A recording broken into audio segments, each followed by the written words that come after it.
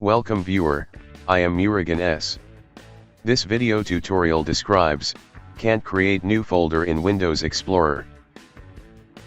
Type regedit in Windows search bar, right-click Run as administrator.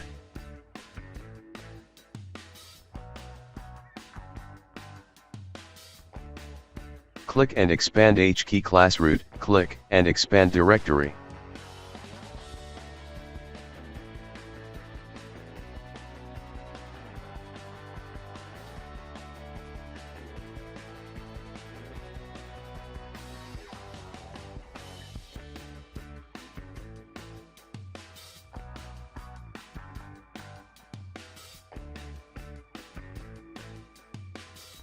Click and expand background, click and expand shell X, click and expand context menu handlers.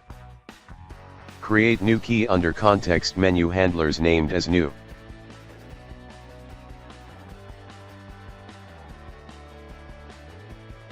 Open default string, copy string value from description and paste it. Close and exit registry editor.